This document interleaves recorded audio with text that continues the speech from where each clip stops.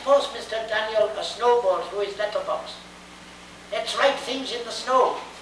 Let's write, Mr. Daniel looks like a spaniel all over his lawn. Or we walked onto the white shore.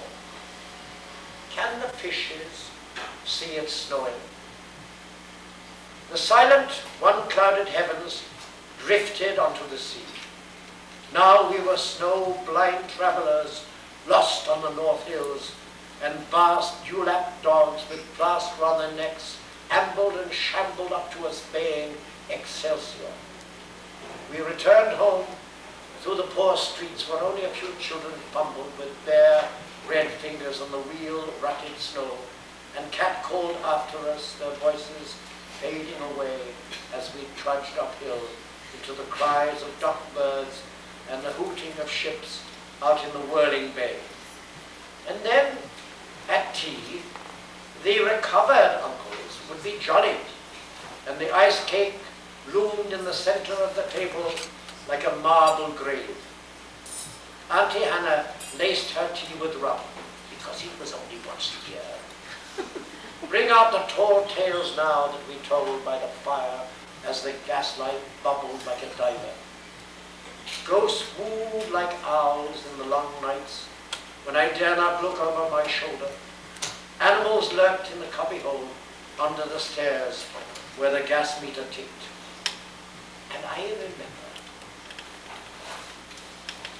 that we went carol singing once, when there wasn't a shaving of a moon to light the flying streets.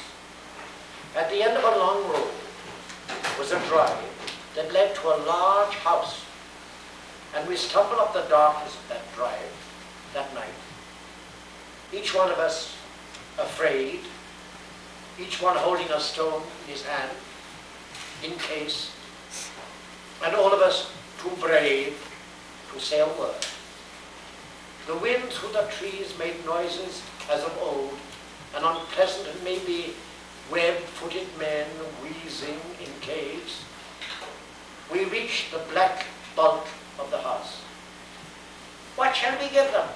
Hark the herald? No, Jack said. Good King Wenceslas. I'll count 3. 1, 2, 3, and we began to sing. Our voices high and seemingly distant in the snow-pelted darkness round the house that was occupied by nobody we knew.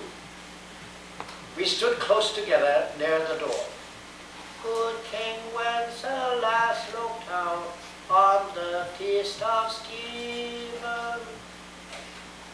And then a small, dry voice, like the voice of someone who has not spoken for a long time, joined our singing.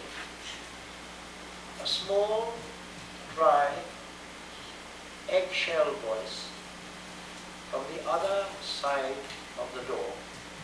A small, dry voice through the keyhole.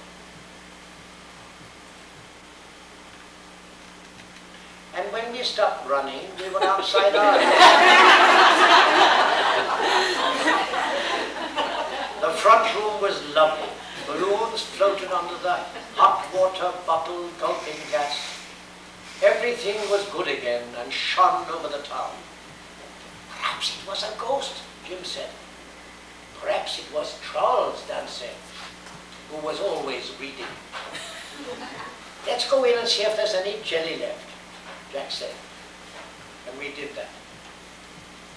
Always on Christmas night there was music. An uncle played the fiddle, a cousin sang Cherry Ripe, and another uncle sang Drake's drum. It was very warm in our little house. Auntie Hannah, who had got onto the parsnip wine, sang a song about bleeding hearts and death, and then another in which she said her heart was like a bird's nest, and then everybody laughed again, and then I went to bed.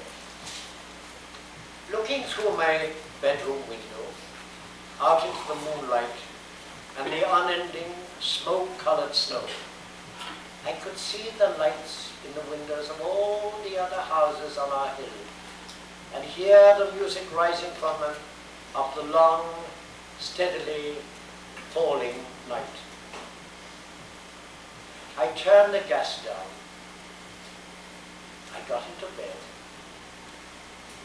I said some words to the close and holy darkness, and then I slept.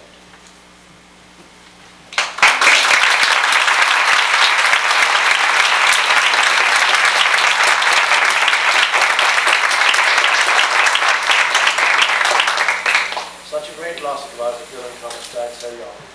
A wonderful, wonderful poem. Anyway, in conclusion, because I think we've got a bit we've got aeroplanes and things to catch, I want to read another poem by Lynette. Because, you know, if you get involved with a television series, most of the time it doesn't look much. You just wait for the check and the residuals to come in. But with this one, it's been kind of different. Very different. To you who have accepted us as your family, we have literally begun to believe that we are your family. I feel that no one ever has been the father to so many people. But then suddenly the television series finishes, and your part is finished, it's all over. Or is it? There lingers within you, and particularly when one goes to his conscience, the fact that that character, for whatever reason, is not dead. It's still very much alive. Yeah. And I can try and read this. You have to excuse me, I do find it rather emotional. But I'm going to try anyway. These tunnels now stand empty, reft of love, as dark and lifeless as the rock above. No voices beckon down each corridor, nor laughter echo warmly anymore. The rhythm of the pipes is still. It seems the music of their message dead as dreams that flourished here, once upon a time, illuming both the secret and sublime. One solitary figure lingers yet, unable to forsake or forget. In every chamber, gallery, and hall, he listens, hearing only silence, the memory of echoes, and the sound of his own walking stick upon the ground. If some elusive magic lingers too, it follows gently, keeping hid from you. One solitary figure bids farewell this underworld where dreamers dare to dwell.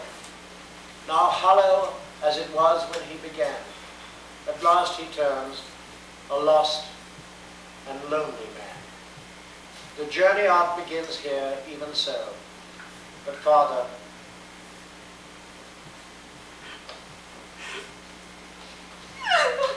leave a candle when you go. I'm sorry about that.